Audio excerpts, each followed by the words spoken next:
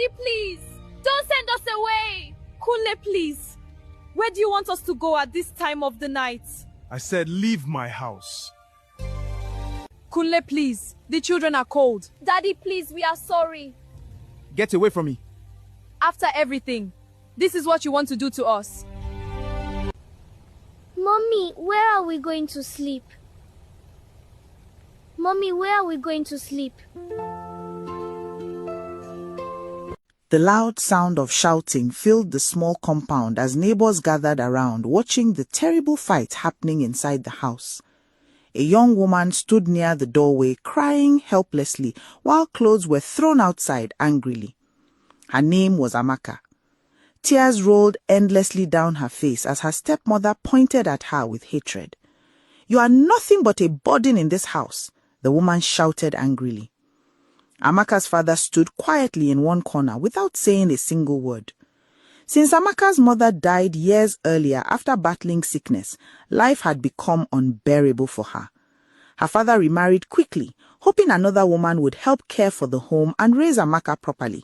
But everything changed after the new wife entered the family. The woman hated Amaka deeply from the very beginning. She treated her like a servant instead of a daughter. Every morning, before sunrise, Amaka woke up to sweep the compound, wash clothes, fetch water from a far distance, and cook before preparing for school. Meanwhile, her stepmother's own children slept comfortably inside the house. Whenever visitors came around, Amaka was ordered to stand inside the kitchen serving food, while the other children laughed happily in the sitting room. No matter how hard Amaka tried to please her stepmother, nothing was ever enough. If food finished, Amaka was blamed. If money got missing, Amaka was accused. If plates broke accidentally, Amaka was insulted publicly. Sometimes the woman deliberately refused to give her food as punishment. Many nights, Amaka cried silently on her small mattress while listening to the laughter of the family inside the sitting room. Her father saw everything happening, but fear and weakness kept him silent. The man loved his daughter deep inside his heart, but he had become too controlled by his new wife to defend her properly. As years passed, the hatred became worse. The stepmother started using Amaka for almost everything inside the house. Before going to school, she cleaned the compound. After school, she cooked dinner. At night, she still washed plates while the other children watched television comfortably. Sometimes, exhaustion made her fall asleep while reading her books. Yet, despite everything she suffered, Amaka remained respectful and hardworking. At school, teachers loved her because she was intelligent and humble. Many people believed she would become successful someday if life gave her a chance. But after school every day, reality waited for her at home. One afternoon, after returning from school exhausted and hungry, Amaka discovered that her stepmother had locked her outside the house because she came home late. The young girl sat quietly near the gate crying until nightfall before her father secretly opened the door for her. But instead of defending her, he warned her not to upset his wife again. That night, Amaka cried herself to sleep. She missed her late mother badly. Sometimes she sat quietly looking at old photographs and wondering if life would have been different if her mother were still alive. There were moments she almost gave up completely. One evening, after a serious argument inside the house, Amaka's stepmother finally convinced her father to send her away completely. The woman accused Amaka of bringing problems into the family and claimed the house had no peace because of her. Without courage to defend her own daughter, Amaka's father allowed it. That same night, Amaka's clothes were thrown outside. She begged her father in tears not to send her away because she had nowhere to go, but the man avoided looking into her eyes. Her stepmother shut the door against her immediately. Heartbroken and homeless, Amaka stood outside the compound for a long time, crying silently. The rain started falling slowly, yet nobody opened the gate for her again. That night changed her life forever. With nowhere to go, Amaka wandered through the streets, carrying only one small traveling bag. Life became cruel immediately. Some nights she slept under market shades. Some nights she stayed inside unfinished buildings. Some days she ate only garri with water. The suffering slowly changed her completely. Every morning before sunrise, she carried a small tray and went to the roadside to fry akara and sell pap. The smoke from the hot oil constantly entered her eyes while the fire burned her skin. But she endured everything quietly because survival had become her only option. Sometimes rain destroyed her business completely. Sometimes customers insulted her after eating without paying. Sometimes street boys disturbed her on lonely roads. Yet, Amaka kept fighting. She refused to allow suffering destroy her completely. One hot afternoon, after standing under the sun for hours selling food, Amaka stopped near a mechanic workshop to rest her tired body. Sweat covered her face while exhaustion showed clearly in her eyes. Suddenly, 2 drunk boys started disturbing her.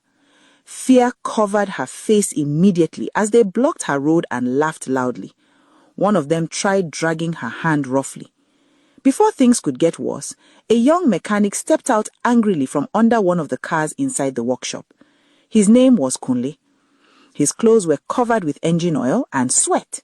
His slippers looked old and worn, but his eyes carried kindness and calmness.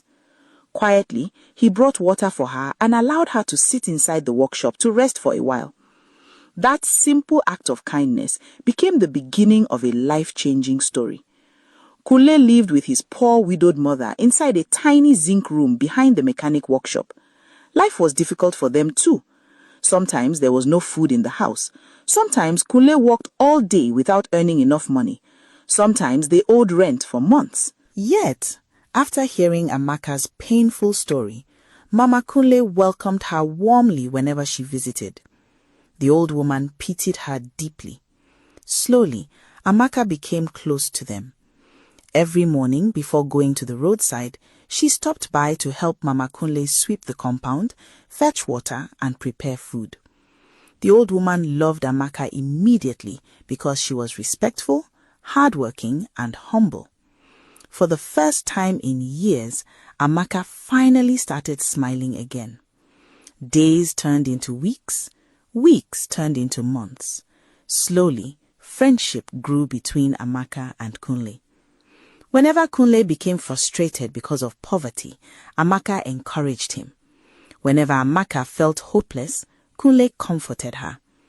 At night, after work, they sometimes sat outside together under the cool evening breeze, discussing their dreams and future together. Kunle always promised her that one day their suffering would end. People in the neighborhood mocked them constantly. Some laughed at Amaka for suffering with a poor mechanic. Others advised her to search for a richer man before it became too late. But Amaka ignored everybody because she saw goodness inside Kunle. She believed in him even when he stopped believing in himself. One evening, while sitting outside under the moonlight after a stressful day, Kunle finally gathered courage and confessed his love for her. Amaka became emotional immediately because nobody had shown her genuine love for years. For the first time in a long while, she truly felt safe. Months later, they got married in a very small church wedding. There were no expensive decorations, no luxury food, no rich guests. But Amaka smiled happily throughout that day because all she ever wanted was peace, love, and a family she could truly call her own. Marriage did not suddenly remove their suffering. Life remained difficult.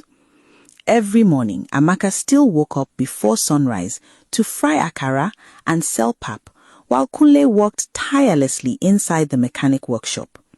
Sometimes, Amaka used her own profits to buy tools for Kunle instead of buying clothes for herself.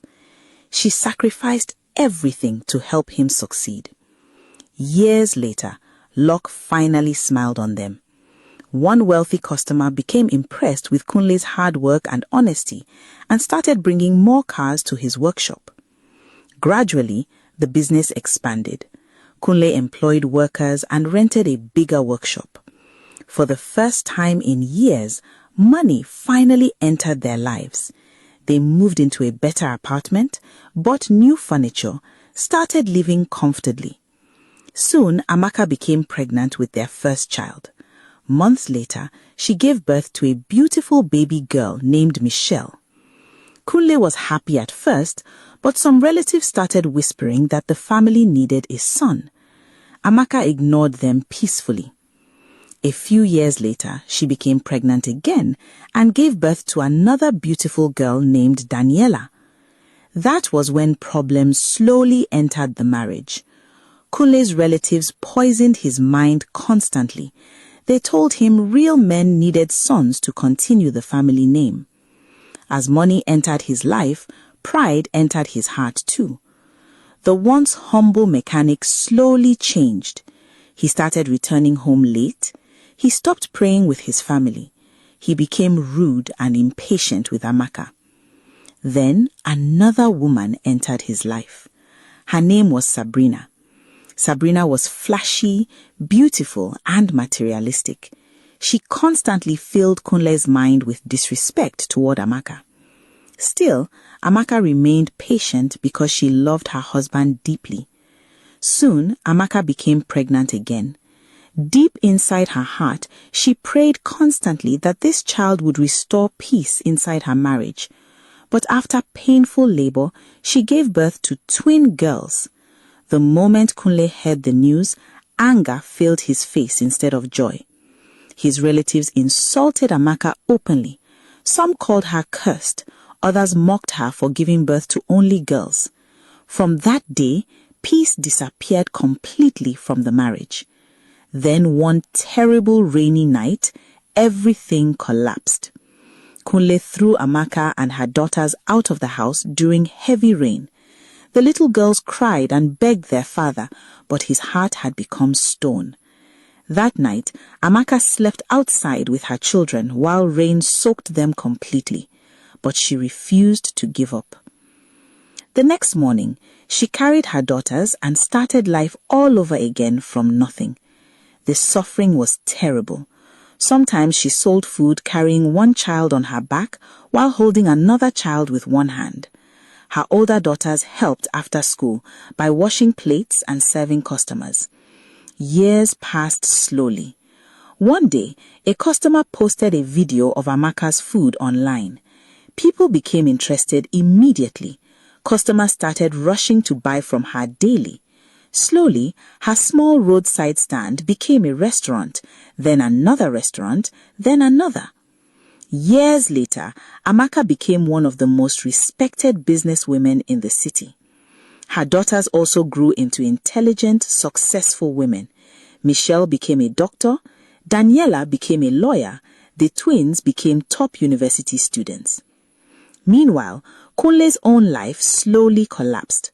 Sabrina only cared about spending money. His business started failing because of reckless spending and bad decisions. The same relatives who encouraged him to abandon Amaka disappeared when problems started. Soon, Kunle lost almost everything. Then one afternoon, he suddenly collapsed and was rushed to a hospital. As he lay weakly on the hospital bed, a young female doctor entered the room confidently. Kunle looked carefully at her face. Then his body froze. It was Michelle, the same little girl he threw into the rain years ago. Tears filled his eyes immediately. Later that evening, Amaka arrived at the hospital looking elegant, successful, and respected. The moment Kunle saw her, he fell to his knees, crying bitterly. But Amaka remembered everything: the hunger, the suffering, the humiliation, the rain, the nights her daughters cried from cold. After everything he destroyed, her heart could no longer forgive him. Amaka looked directly into his eyes and spoke calmly.